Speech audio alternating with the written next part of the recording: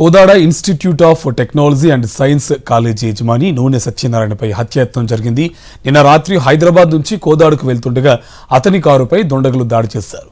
సూర్యాపేట జిల్లా గుంపుల తిరుమలగిరి వద్ద అడ్డగించి హత్యాయత్నానికి తెగబడ్డారు.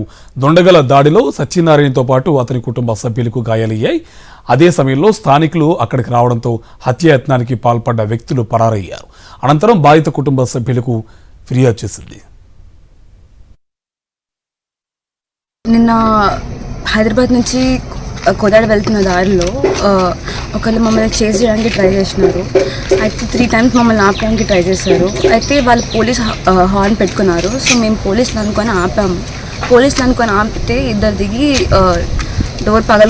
Window పగలగొట్టినారు. Window పగలగొట్టి నాన్నని లాగడానికి నాన్న గొంతు పట్టుకోవడానికి ట్రై చేసినారు. ఇంకొకళ్ళు వెనక్కి వచ్చి నన్ను అక్కని ఇంకా లైక్ ఒకవేళ దిగితే చంపేస్తామని చెప్పి బెదిరించినారు. దాని తర్వాత ఎట్లాగైనా నేను అక్క బయటికి రావడానికి ట్రై చేశాము. మమ్మీ కూడా బయటకు వచ్చినారు. నాన్న కూడా బయటకు వచ్చినారు. నాన్నని పట్టుకొని గొంతు పట్టుకున్నారు. అక్కని చెయ్యి మెల్లేసి కార్ వైపు తీసుకోవడానికి ట్రై చేస్తుండే. అండ్ నాన్నని గొంతు పట్టుకుంటున్నప్పుడు అక్క వెళ్ళి లైక్ ప్రొటెక్ట్ చేస్తుంటే అక్కని గట్టిగా కొట్టినారు.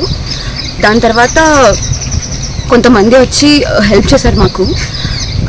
ఇక్కడ మా తప్పు ఏం లేదు. వాళ్ళు మాకు అండ్ పెప్పర్ స్ప్రే కూడా మా అందరి ముఖాన్ని కొట్టారు. లైక్ మేము ఏమి కనిపించకుండా ఉండడానికి మాకు పెప్పర్ స్ప్రే కొట్టినారు.